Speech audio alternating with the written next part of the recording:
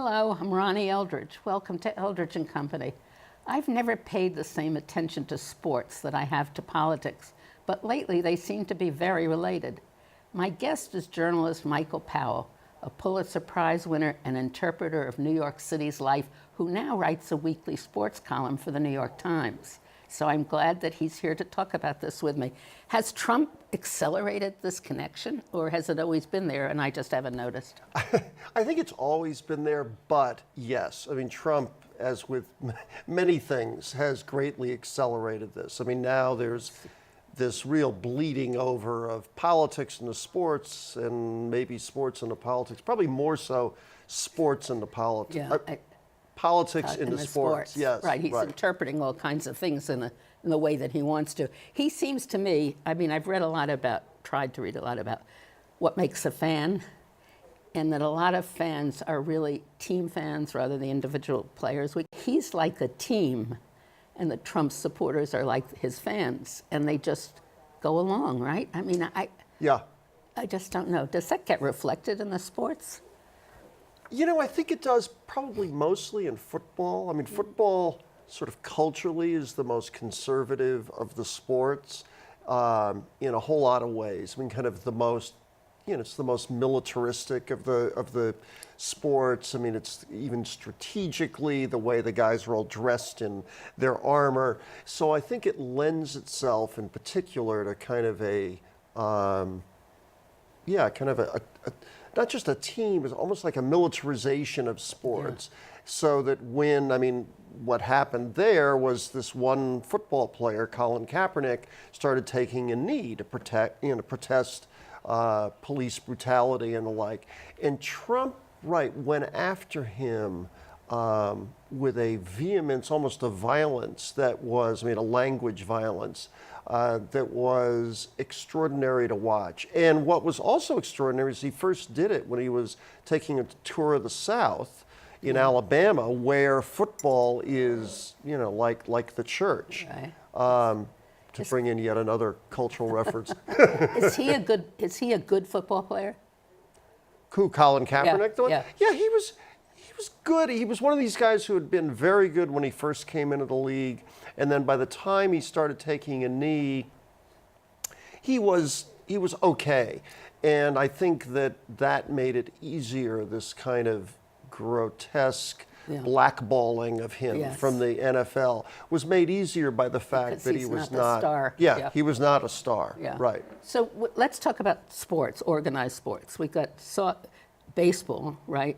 Football, basketball, and then we won't pay too much. Hockey, I guess, comes. Hockey a bit, but again, it tends to be much more kind of a rarefied world. Yeah, right.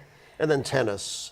Yeah. Which also has its own kind of rarefied world. Exactly. Right. So most of the players, how do the teams differ? I mean, how do the leagues differ, I guess, or how do the teams in a league differ? Well, again, let's say football. You said it was militaristic? Yes. I mean, it's by its nature. Yeah.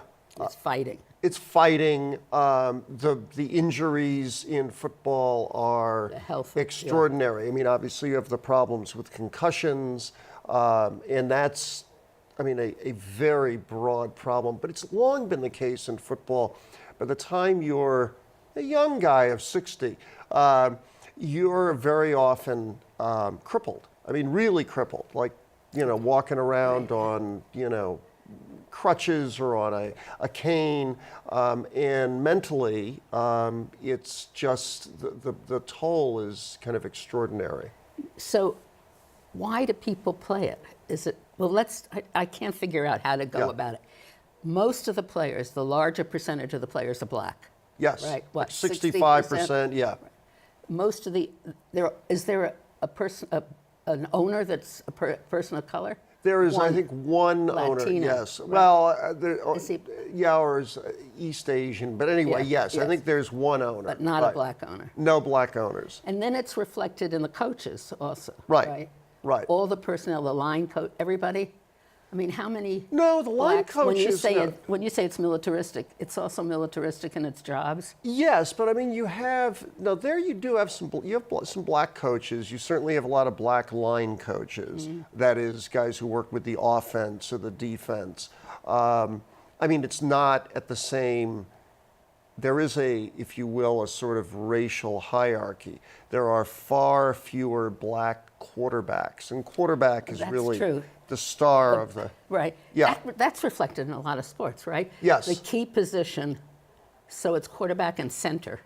Yes, quarterback, center. You have in baseball, you have pitcher. I mean, Right, you know. and catcher. Yeah, yeah. Well, yeah. Catcher's less so. I mean, Yeah. a pitcher is really kind of a dominant. He stands out there on the mound all on his own. Mm-hmm. I mean, it's a much more kind of dominant figure on a team. And in football, and as I say, in football, to its credit, slowly there are more black quarterbacks, albeit still far more white than black. And it's just so yeah. I mean, it reflects. What people think. Yeah. In the Yeah. inherent kind of Yes. racism. Right. That Right. blacks aren't as smart as white people, right? Right. Right. The whole sport, when you begin to think about it, is these white owners and mostly white fans are watching black people play for their enjoyment. Yes. Though I will say that the black fan base for football is considerable. It's not as big, nearly as big as it is for basketball, but you do have a sizable black fan base. And you'll certainly see this. I mean, I live out in Brooklyn, and like when I go up to the parade grounds, you'll see every Saturday, I mean, there's football, basically little leagues for football. And actually there, the players are almost entirely black. I mean, it's almost entirely a black cultural event. So it's kind of a curious thing that way. I remember J. Raymond Jones, he was the head of Tammany Sure. Hall. He once gave a speech and said that politics is a great profession for black politicians because they're able to move up in it Oh, interesting. easier than in other fields. Mm-hmm. And I thought about that in football also, because it is 60% played by blacks. And a lot of athletes in college football are black. Right. And they're all hoping, I guess, to be in a major team, right? Right. Yeah. Right. Oh no, absolutely. And I think it's, football is such a kind of a series of contradictions. It's the wealthiest of the American sports, makes $11-12 billion a year. So the teams make just money kind of hand over fist, and yet the union is probably the weakest of the three big pro sports by far. And for most players, not the stars, but for most players, contracts are not even guaranteed, or they're only partially guaranteed. So if you start to have a series of injuries, a team very often after, you may have a 5-year, $5 million contract. But at the end of the second year, they can break the contract and you're gone. So they don't get as paid as... They don't get paid nearly as well as basketball players do, or as baseball players And do they do. retire earlier? Yes. Yeah. Oh, it's like, I think the average NFL player, it's like a 3.5-year career. The injuries are just astonishing. You're at a game. In fact, I was at a game, I guess it was a year ago out in Denver. It was the first game of the year. And literally in the first half, I think there were 3 players on the field that suffered season-ending injuries. One or two blew out their knee. Can't remember what the other one might have broke his arm. But I mean, it's a brutal sport.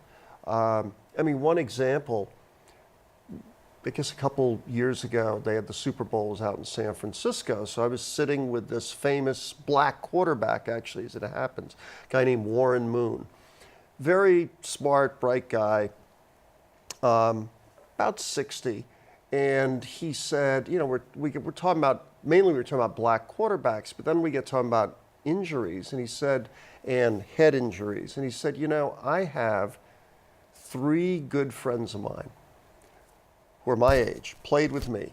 And he said, and they will routinely call me and say, I'm 5 blocks from home. I can't remember where I'm going, or I can't remember how to get home. Yeah.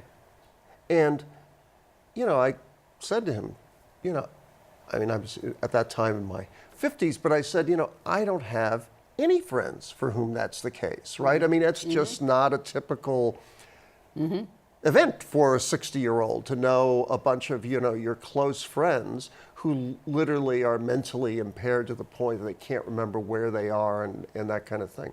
So it's a brutal sport. I mean, it's a sport, I confess. How long is that going to go on? I don't know. I mean, interesting. they're trying to do all these rules to make it less, but I mean, the fact is, It's hard. it's hard. It seems to me there's more and more resistance to parents, even though your little league is Yeah. full of kids going into.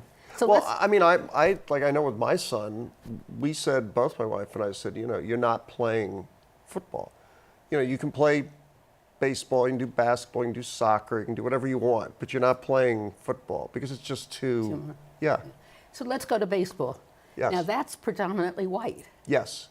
The owners are white, Right. are they? Yes. Some of them. Not Yes. No, I think without exception. The players, the majority of players are white. Right. Latinos make a larger percentage than blacks, right?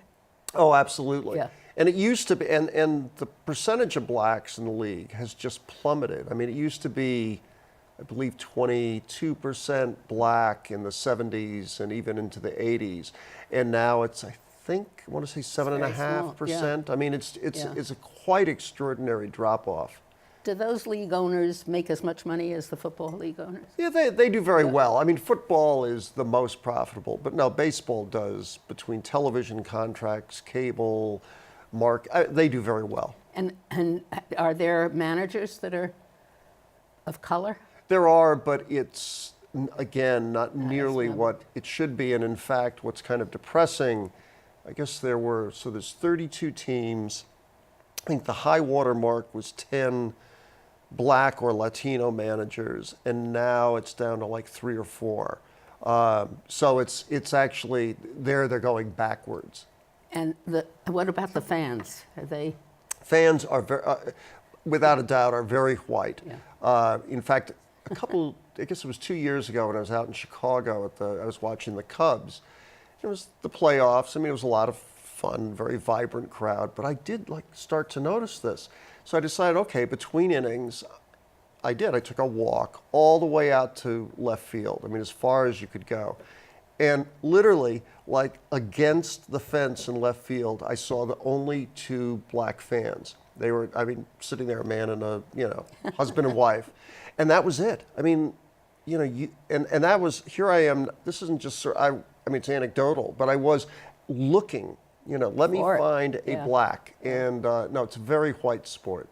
And is it a middle American sport? I mean, I know that there are leagues on the coast, but most of the players come from, I don't know. They do. No, they do. No, they tend to come. No, Yeah. you're absolutely right. They tend to come. The American players tend to come more so from the South. That's where their softball fields and football. yes, and they can baseball play fields. year round, right? Yeah. So that Yeah. a kid who's Right. playing in New York City, and even though there are players like Willie Randolph, the former Yankee and manager of the Mets, he played at. In park Brooklyn, out, yes, yeah, the parade right, that grounds, famous- right? yeah. But you can't play year round, or you've got to take it inside. If you're playing in Florida, you can play year round. So now let's go to basketball. Yes, That's another predominantly black. that is probably the blackest sport. I mean, of all. And team owners, a few players, right? There's a couple of team owners who are black, at least one, Michael Jordan, and there's certainly, it's a much Some more minority stakes, they have more. Yeah, and there's just many more African Americans in team leadership. In other words, general manager, president of clubs. I mean, the Knicks now, both their president and their general manager are black. The Lakers, their general manager, Magic Johnson, a famous basketball player, is now the president of their team. So as you go around the league, I mean, it's still, the higher you get into management, still tends to be whiter than certainly it is on the court. But certainly the sense is that there are many more opportunities. So their players are freer. I don't know. Is that true? Do you Yes. think? Yes. Yeah, that's I the mean, impression I get. culturally, basketball is the most liberal of the sports. And it makes as much money as the second to football? I don't. It's a good question. I think it doesn't make as much as baseball, but basketball's had the sharpest growth, and it's also had the sharpest growth overseas. So it's become truly a global sport. And basketball, the NBA has tended to have very far-reaching or leaders who have, sort of will look overseas and kind of have a real sense of where they want to take the sport, and it's helped the sport. And the viewership, I think, it's like 40% African American. So there's still a very sizable white and Latino audience for basketball, but there's also a disproportionately large number of African Americans who watch basketball. And Trump went after them too. I mean, they also are freer to show their feelings, right? Yes. I mean, the difference is, like, Trump goes after football, and the owners, after a small display of spine, which they quickly regretted, they just kind of went over like dominoes and didn't challenge him. In basketball, the leading stars, not just guys on the kind of edge, but LeBron James, Stephen Curry, I mean, all these guys were really at the apex of the sport, went right back at Trump. And by and large, if the owners didn't speak up, they certainly didn't speak down. They certainly didn't speak down. They certainly didn't punish people. Right. It's interesting. Yeah, so it's been a very different dynamic. Right. And in baseball, do you ever see any kind of rebellion or political things? It's pretty rare. I mean, a couple of years ago, before Trump, the Mets had a Carlos Delgado, a Puerto Rican, black Puerto Rican who played first base, very good player. And I'm trying to remember now, for a long time, would not take the field during the national anthem because he was quite political. He was very concerned about the use of Vieques as a bombing range for the Air Force. He was also, opposed to the Iraq War. So, but that was really pretty rare. Now, baseball, to its credit, didn't. They kind of just ignored it, but they didn't like get they didn't get upset about it. They didn't get their knickers in a bunch about it. They just sort of figured, okay, that's that. But that isn't to confuse baseball with being kind of a liberal. The major issues that kind of go across everything is the racism inherent in different things. Sexism, well, that's to tennis. We've recently had that kind of an episode. And also sexual violence. Right. We've had all kinds of stuff come out different places. Oh, right? sure. I mean, it's come out. Not in baseball. No, well, no, domestic violence has certainly come out. I mean, Jose Reyes, one of the Mets' real stars, he was, had an incident with his wife. No, it comes out. I mean, in that sense, sport is no different than life, right? So that these guys, no, it happens, and I think that the big difference, and there, curiously, football took the lead when this running back, Ray Rice, a few years ago, I mean, really took, a roundhouse punch in his wife, and it was caught on a videotape. Is he the one that dragged her out of the elevator? Yes, dragged her out of the elevator. And that forced kind of football kicking and screaming into the 21st century on that stuff. But I also don't want to, some good things came out of it. And, a much tougher, because before that it had been kind of, don't worry about it, just chill out, Now it's taken seriously as it's a crime of violence and when you used to walk through public housing projects, what sports were they watching? I think basketball and football. I mean, football is big. I mean, and particularly in the African American community. I mean, it's culturally, it's a powerful force. Is there a difference in prices of seats? Football's actually, they're both expensive. I mean, nothing's cheap anymore. So people watch it a lot instead of going to the games. I mean, baseball's actually the cheapest of the sports, and that's hardly cheap anymore. I used to go to 50 cents to the Yankee Stadium. Anyway. Yes, right. You wrote an article the other day about college sports, which is a whole nother separate industry. Yes, right. And very questionable, right? Yes. Because the colleges make so much money. Yes, they off make their so much teams. money. There's still a large number of players who fail to graduate, and players are really, even those players who are serious about their being a student, taking advantage of the scholarships, there's a very constrained kind of series of things even that they can major in, because it's always made very clear to them, you are here first, foremost, second most, third most to play football. Yeah, find a major that you can do, but it can't interfere with football. And there used to be scandals about Yes, it, right? That yes. they didn't even go to class. Right, Right? right. But now they do? Depends on, the big scandal recently was the University of North Carolina, which is a fine, top-ranked school, and yet there were players who were graduating close to illiterate. It's incredible. Yeah, Isn't it? yeah. No, the sneakers column, though, that's basketball. Yeah. Yes. Let's talk about that a little bit. Yes. That's a great, I love that story. Oh, thanks. Yeah. So what happened? Okay, well, so there's a whole series of things happening with sneakers. Sneaker companies have, particularly for basketball, have an enormous influence over teams and kind of what you're going to do. Coaches get enormous contracts. So like Nike, if I'm the coach of the University of North Carolina, I will get a very large shoe contract separately, maybe hundreds of thousands of dollars often.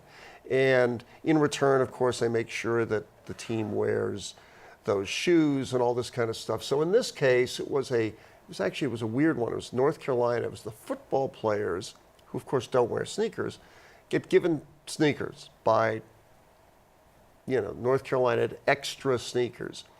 And these were these kind of specialized sneakers. So the football players, again, like kind of stupid college kids everywhere, they say, I'm going to make some money. So they immediately go to, like a store, and they say, look, we have these specialized sneakers. And some of them made like $1,000 selling their sneakers because these were made specifically for athletes.